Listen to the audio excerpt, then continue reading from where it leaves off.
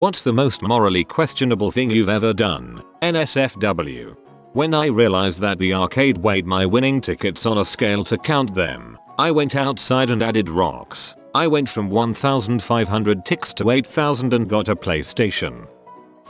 Stole my friend's Lego Shark submarine set in 3rd grade. He had brought it to show and tell and left it there all week to be admired. Told my parents I won it in a competition. The class searched high and low to no avail, but everyone was none the wiser. After a few days, I started to feel pretty guilty. After a few more, I couldn't take it anymore. I couldn't even enjoy the coolest Lego set of all time. I took it to school the next day, took it out of my bag when no one was looking and pretended to find it in a corner. My teacher was definitely onto me. God, I was a little prick.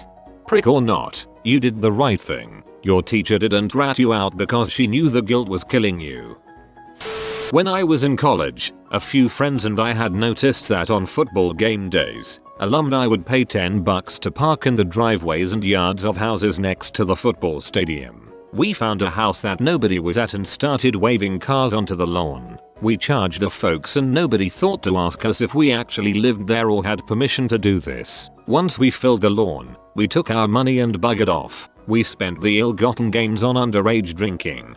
Reminds me of that story of the guy who just showed up at a parking lot and started charging people for parking. Did it for like 20 years and then just stopped showing up one day and everyone wondered where he went. He never actually worked for the building or anything, he just took people's money every day. That dude is my hero. Replaced school time capsule with porno mags. 8th grade class. No, I didn't chip up some cement sealed time capsule. Every year one social studies class would get some newspapers. Time and Newsweek types magazines that used to be important. Students would write notes to themselves, bury it by the baseball field and dig it up at year end. I wish I could say I know what happened because I was a freshman in high school by then. Got the idea from the previous year. Hustlers 2. The good stuff. We actually loved the teacher. Great guy who was a tad pompous. We, same dig up crew, lifelong friends. Also did donuts in his grassy front lawn when my friend got his driver's license. I still remember my friend saying cloaking device on and turning off the headlights as he drove up onto his lawn. The 80s. I really hope you'll be alive to see this. A message from our sponsor. Today is the day to stock up on dank hoodies and t-shirts. Buy a t-shirt and you will be blessed with good skin and a happy life. Impress your girl with a tasteful meme sweater. Buy a Naruto t-shirt to unlock extra speed. Surprise your mom with a Fortnite hoodie. The possibilities are endless. Click the link in the description and buy a hoodie. Do it now and don't forget to use a promo code. Do it.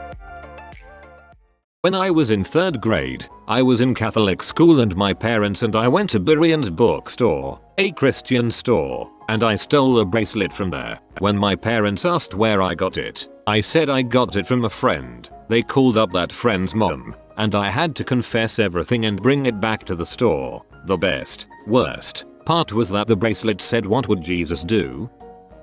I used to bartend at a sports bar and there was this group of tap-out douchebag regulars who were just outright shitty customers. Got handsy with the waitresses, would run up $150 plus tabs and always bitched about what was rang up, never tipped, etc. Freaking jerk-offs. Anyways, a couple of them came in on a Sunday night around midnight. It had been snowing like a sonofab so the bar was empty. These guys start talking down to me like I'm the help and I said frick it. I started feeding them huff and puff shots, Grand Marnier and Drambowie, and telling them they were on the house because you're my best customers. These guys turned the heat WAAYYY up and could barely walk by last call. When I'm closing down I tell them I'm calling them a cab. Call the cops, give the description of the guy's truck and his tag number, and tell the dispatch that they're in bar parking lot. Go tell the guys that the cab won't be there for another half hour. They say frick that and load up in the truck. They were literally backing out of their parking spot when police rolls up.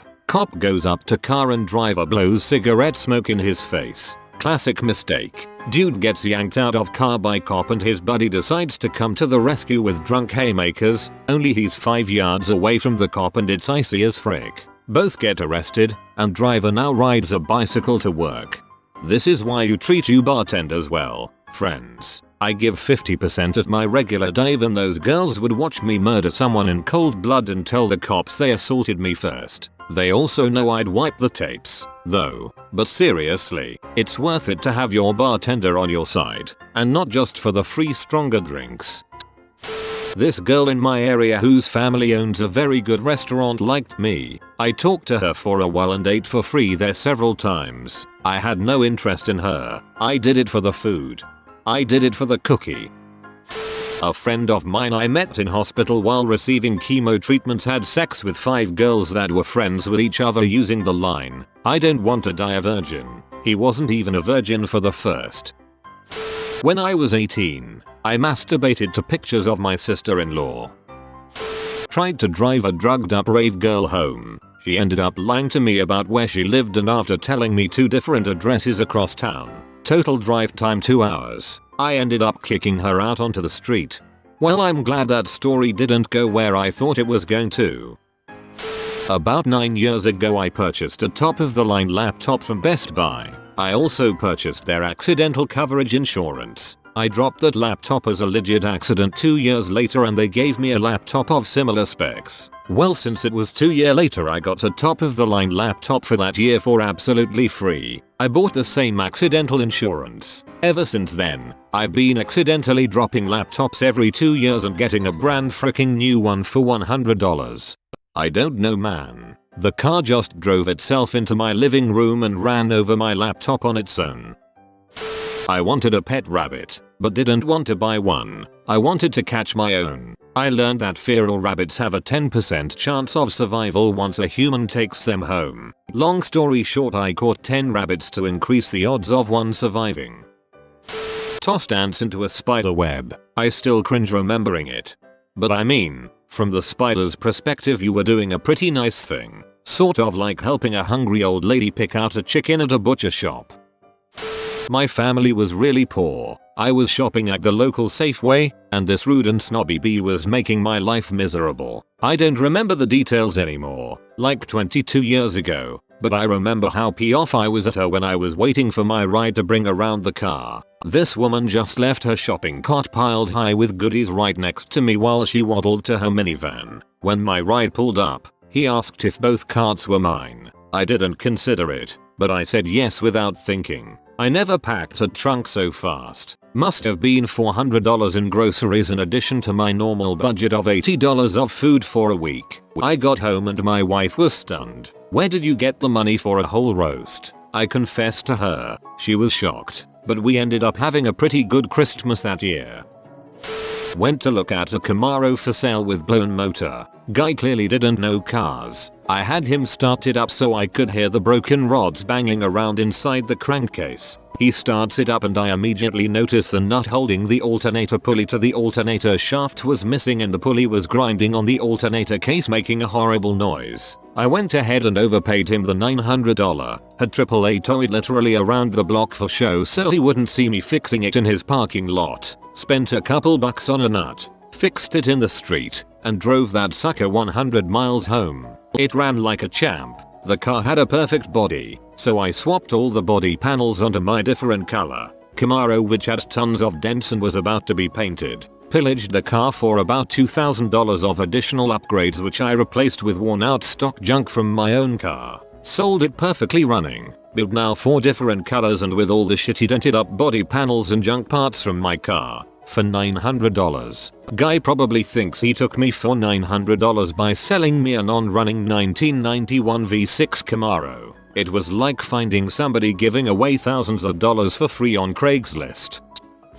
When an old dealer of mine got busted while driving, we knew where he kept his stash, so we broke into his house and ganked his crap. At the time we justified it as trying to help clear his house of anything incriminating. I was at work, opened the fridge. There was a chocolate pudding snack inside. I don't know what happened, but something came over me and I just took it and hid it in my jacket pocket only to enjoy it a few hours later in the car. I had so much anxiety coming to work the next day, scared someone was going to want to know where their pudding went. Fortunately for me, nothing ever came of it. I still learned my lesson though. You fiend.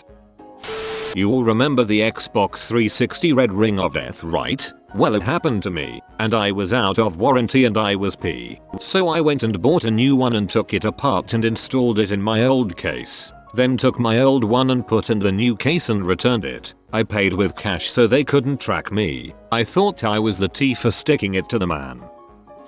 I randomly received a $450 projector to my house from Amazon. I didn't order it, didn't pay for it, but it has my name on the box. I'm keeping it. When I was in 7th grade, a kid told me that since I was black I had to do what he said. I pee in a super soaker and sprayed him with it. 7 years later, a different friend is helping me move. He finds the super soaker, pumps it, and pretend sprays me. Unfortunately, there was 7-year-old fermented pee in it and I got covered. My eyes burned for an hour. Calm as a bee. Recently, my vacuum cleaner crapped out on me. I went to Walmart and bought another of the same model vacuum and used the parts to repair mine. I put the bad parts together in the new vacuum, boxed it back up and took it back to Walmart for a full refund. Very messy situation, but my sister asked me to give her money for drugs. She basically said that if I didn't, she would go and rob to get money for it. She was trying to recover from addiction and had a 5-year-old son. My nephew was living with his dad in another state, but my sister was trying to get to a place where she could get visitation. I wanted to leave her to own destruction, but if she were arrested she would have been sent to prison for several years and had no chance to get visitation, let alone guardianship. I ended up giving her money for drugs that night, hoping that I could keep her out of jail and maybe get her into a rehab soon. I know now that I was just enabling her, but it just hurt too badly to see her throw everything away. For our high school senior trip, our school always went to a ski resort a few hours away. My friends and I decided that we would drive up instead of taking the bus with the others, because we wanted to bring alcohol and didn't want to risk not being able to get some underage. Well, word of what we were doing started spreading, and more people came up to us and asked us to buy them booze too and bring it with us. Before we knew it, we had dozens of requests, and everyone was willing to pay us double, even triple the cost of the booze. We decided to rent a van because at this point, we would be hauling over $3K worth of booze. Unfortunately, we weren't the smartest bunch, and started getting a little cocky with this new business venture we had created. We started going up to all the grads and telling them what we were doing. Soon after that, we had over $5K worth of booze orders. This one girl, freaking Gillian, came up to us and asked us to buy her a 12-pack. No problem. The night before we were to leave, freaking Gillian is sitting at dinner with her family who is telling her the dangers of trying to buy alcohol illegally from liquor stores. Don't worry parents, she says. Some kids at our school are taking orders and bringing booze for us. Freaking Gillian's parents call the school, tell them everything. I get called into the office. Gillian had came to me for the order the next day and basically get my ass handed to me. I would have been expelled if my mom hadn't begged the principal to take pity, and there could have been a criminal case, but luckily for us we hadn't bought the booze yet, so there was no evidence. I took the punishment like a man and never ratted out on my 3 co-conspirator friends. I got 7 days suspension, 3 additional in a school suspension days, and couldn't go on the grad trip. I also become my vice principal's B for the remaining few weeks, and she made me do random things like help stock the cafeteria, clean smoke pit, etc. The entire senior trip got delayed 2 days. They called a school-wide assembly to tell them our scandalous ways and tell them the dangers of underage drinking, etc. All in all, I got a pretty awesome story out of it and learned only one lesson. Don't trust Gillian. Freaking Gillian. You have been visited by the Supreme Wiener Papas. You will be blessed with delicious sausages for 7 years, but only if you comment nice Wiener Papas. If you are new to the channel, you can subscribe. I publish new videos every day. Until then, check another video, or don't. Either way, have a great day you magnificent people.